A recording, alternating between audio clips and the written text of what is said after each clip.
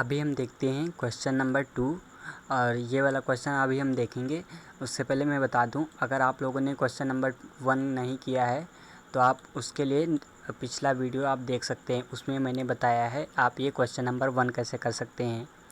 ये MCS 011 का solve assignment हम कर रहे हैं और इसके बारे में आप ये जो क्वेश्चन नंबर 1 है इसके बारे में अच्छे से पहले समझाया हुआ है और इसका सॉल्यूशन भी दिया हुआ है। तो अभी हम क्वेश्चन नंबर 2 से करना स्टार्ट करते हैं। तो यहाँ पर सबसे पहले क्वेश्चन है write the function in C for the following. हमको इनके लिए जो भी ये क्वेश्चन है इनके लिए मुझे सी फंक्शन लिखना है। ठीक है, इनके लिए सिर्फ सी फंक्शन लिखना है, इसमें एल्गोरिदम या फिर फ्लो चार्ट नहीं बनाना है। इसमें पहला क्वेश्चन है ए वाला, to calculate the power without using the pow x, y function of math.h। हमको मतलब math.h फाइल को इंक्लूड किए बिना, उसका पावर फंक्शन यूज़ किए बिना हमको खुद का एक पावर फंक्शन बनाना है जो स्क्वायर या फिर क्यूब या फिर कुछ भी ऐसा पावर को बनाता हो और उसको कैलकुलेट करता हो।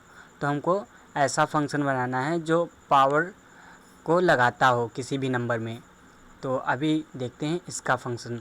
तो मैंने यहाँ पर VS कोड में अपने लिखा हुआ है, तो आप इसको देख करके यहाँ पर आंसर लिख सकते हैं और मैं इसको अभी एक्सप्लेन कर देता हूँ ये कैसे वर्क करता है। तो ये देखिए ये वाला पावर फंक्शन है। ठीक है, ये जो पावर फंक्शन है यही पावर फंक्शन हमारा किसकी जगह पर वर्क करेगा, पाव x, y।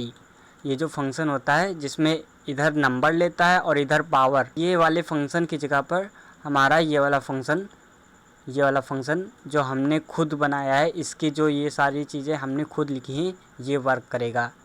ये वर्क कैसे करेगा सबसे पहले ये देख लेते हैं। सबसे पहले इसको हम चला करके देख लेते हैं कि ये कैसे वर्क करता है।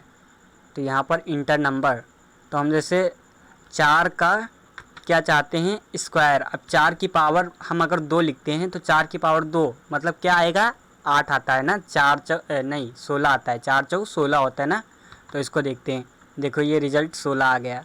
और ऐसे ही हम और कोई नंबर ले लेते हैं, जैसे 2 का क्यूब करते हैं तो 2 नंबर का हम क्या करेंगे, 2 नंबर की 3 पावर लगाएंगे। तो 2 नंबर की पावर 3 क्या होता है, 2 दूनी 4, 4 दूनी 8, 8 होता है ना। तो देखिए 8 रिज़ल्ट आ गया। तो ये ऐसे वर्क होता है। ठीक है, ऐसे हमको बनाना है ये फंक्शन। अब देखिए ये फंक्शन कैसे बना है। सबसे पहले हमको एक हेडर फाइल इंक्लूड करनी होती है सी में, जो stdio.h होती है। ठीक है, उसके बाद में ये फंक्शन तो अभी बाद की बात है। सबसे पहले होता है इंट मेन फंक्शन का प्रोग्राम जो भी रन होता है वो यहाँ से स्टार्ट होता है। ये 2 वेरिएबल यहाँ पर हम डिक्लेयर कर रहे हैं, नंबर और पाव। हम सबसे पहले नंबर की वैल्यू यूज़र से एंटर करवा रहे हैं और उसको नंबर वेरिएबल में एंटर कर रहे हैं। ठीक है, उसके बाद में हम यहाँ पर पाव वेरिएबल में यूज़र से वैल्यू एंटर करवा रहे हैं। ठीक है, नंबर में नंबर की वैल्यू और पाव में पावर जो भी यूज़र से एंटर करना है, ठीक है, वो हम यहाँ पर एंटर करवा रहे हैं। ठीक है, इसको एंटर करवाने के बाद हम यहाँ पर रिज़ल्ट को प्रिंट कर देंगे। रिज़ल्ट को प्रिंट करने के लिए यहाँ पर रिज़ल्ट लिखेंगे और LD किसके लिए होता है, लॉन्ग के लिए। लॉन्ग इंटीजर जो भी होता है उसके लिए LD हम लिखते हैं, उसको प्रिंट करने के लिए, मतलब उसको शो करने के लिए। ये हमको क्या रिटर्न करके देगा, लॉन्ग इंटीजर, क्योंकि जो इंटीजर होता है वो सिर्फ 10 नंबर को दिखा सकता है, 10 नंबर को दिखाने के लिए। लेकिन अगर हम यहाँ पर जैसे नंबर की वैल्यू 64 डाल दें और इसकी वैल्यू 30 डाल दें तो 64 का 30 बार 64 से ही गुणा होगा तो बहुत बड़ी संख्या हो जाएगी, तो वो इंटीजर में तो आ नहीं सकती। तो हम यहाँ पर लॉन्ग, देखो ये इसका देखो लॉन्ग टाइप आ रहा है ना, ये देखो ये लॉन्ग टाइप आ रहा है ना। हाँ, अभी देखो यहाँ पर मैंने क्या लिखा है, यहाँ पर इसको रिटर्न वैल्यू क्या लिखी, लॉन्ग लिखी है, मतलब ये लॉन्ग रिटर्न करेगा। ये देखो ये जो रिटर्न रेस कर रहा है तो रेस को मैंने क्या बनाया है, लॉन्ग बनाया है ना। तो मतलब रिज़ल्ट जो होगा वो लॉन्ग आएगा, लॉन्ग मतलब लॉन्ग इंटीजर आएगा। तो सबसे पहले यहाँ पर हम क्या ले रहे हैं, 2 वैल्यूज़ ले रहे हैं इस पावर फंक्शन में, एक नंबर ले रहे हैं और एक पावर ले रहे हैं। देखो यहाँ पर ये 2 वैल्यू पास की है ना, नंबर और पावर। ठीक है, जो भी यूज़र नंबर एंटर करेगा वो नंबर जाएगा और जो भी यूज़र पावर एंटर करेगा उसकी वो पावर जाएगी इसमें। और यहाँ पर अब वो उसकी वैल्यू यहाँ पर आ जाएंगी।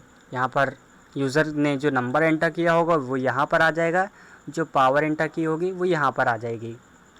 अब यहाँ पर हम इंट आई की वैल्यू 0 सबसे पहले कर लेते हैं और एक रिज़ल्ट नाम का एक मतलब रेस नाम का एक वेरिएबल बना लेते हैं, जिसको सबसे पहले हम 1 से इनिशियलाइज़ कर देते हैं, मतलब इसमें पहले 1 डाल देते हैं। उसके बाद में यहाँ पर हम वाइल लूप को लगाएंगे और वाइल लूप में क्या होगा, ये जब तक पाव से कम है आई जब तक पाव से कम है ये ऐसे होता है। देखो ये जो ऐसे लिखा है ना, इसको हम ऐसे भी लिख सकते हैं, रिज़ल्ट इनटू, जैसे हमको 2 का स्क्वायर करना है, 2 का स्क्वायर या फिर 2 का क्यूब समझो, 2 का क्यूब करना है तो क्यूब के लिए क्या होता है 3, तो पावर की वैल्यू अभी क्या होगी 3, तो 3 तक ये लूप चलना चाहिए, ठीक है 3 तक। तो आई की वैल्यू सबसे पहले क्या है 0, तो 0 है तो ये कंडीशन सही हो जाएगी, क्योंकि 0 जो है वो 3 से छोटा होता है, तो सबसे पहले पहली बारी में तो चलेगा, ठीक है। फिर आई प्लस प्लस, अब आई की वैल्यू क्या हो जाएगी 1, तो क्या 1 3 से छोटा होता है, हाँ छोटा होता है, तो अब फिर से चलेगा, ठीक है। अब फिर से ये वैल्यू कैलकुलेट होगी। अभी रिज़ल्ट में वैल्यू कितनी है, सबसे पहले 2 एकम 2 हो गया था, ठीक है, तो इसमें क्या हो गया था 2 आ गई थी वैल्यू। अब इस बार में क्या है, रिज़ल्ट में 2 है और इसमें क्या है, इसमें 2 है अभी, क्योंकि 2 ही तो नंबर हमने एंटर किया था ना, तो 2 दूनी क्या हो जाएगा 4, तो अब रिज़ल्ट में वैल्यू क्या हो जाएगी 4, तो अब फिर से आई प्लस प्लस होगा, तो अब इस बार क्या है आई, ये इसकी वैल्यू क्या है 2, ठीक है। आई की वैल्यू अब 2 हो चुकी, पहली बारी में 1 हो चुकी थी, अब 2 हो चुकी, तो क्या 2 3 से छोटा होता है, हाँ बिल्कुल छोटा होता है, तो अगर छोटा होता तो ये कंडीशन सही है, तो कंडीशन सही है तो फिर ये वाइल लूप फिर से चलेगा और फिर से चलेगा। तो यहाँ पर रिज़ल्ट की वैल्यू अभी क्या थी 4, ठीक है, इस बार 4 है और 4 का गुणा जब 2 से होगा तो 4 दूनी 8, तो रिज़ल्ट में क्या वैल्यू हो जाएगी 8। अब फिर से आई प्लस प्लस होगा, था इस बार आई की वैल्यू क्या हो जाएगी 3, तो 3 होने के बाद क्या 3 से छोटा होता है, नहीं, तो अब ये नहीं चलेगा, ठीक है। तो अभी रिज़ल्ट में वैल्यू क्या है, अब रिज़ल्ट में वैल्यू है 8, तो अब यहाँ पर 8 को रिटर्न कर देगा। अब 8 यहाँ पर जब रिटर्न होकर आएगा लॉन्ग वैल्यू, तो यहाँ पर हम इसको शो करा देंगे। तो यही हमारा है पाव फंक्शन, जो हम बिना मैथ डॉट एच, यहाँ पर देखो हमने मैथ डॉट एच को इंक्लूड नहीं किया है, बिना मैथ डॉट एच इंक्लूड किए हमने पावर फंक्शन बना दिया। अब हम इसको क्या करते हैं, कॉपी कर लेते हैं, यहाँ पर पेस्ट कर देते हैं आंसर में, इसके आंसर में यहाँ पर हम पेस्ट कर देते हैं, ये हमने पेस्ट कर दिया। यहाँ पर आंसर ए लिख देता हूँ मैं, ठीक है। तो आप यहाँ पर ए का आंसर ये देख करके लिख सकते हैं, या फिर मैं इसको कॉपी कर लेता हूँ, यहाँ पर ए करके लिख देता हूँ, तो ये ए का ये वाला आंसर है। यहाँ से आप इसको देख करके लिख लीजिए, सबसे पहले ये लिख लीजिए और फिर ये अभी ये आपका पहला वाला हो गया। अब हम इसका दूसरा वाला देखते हैं, question number B, to calculate the cube of a given number. हमको अब क्यूब इसमें कैलकुलेट करना है। तो जैसे ये पावर फंक्शन हमने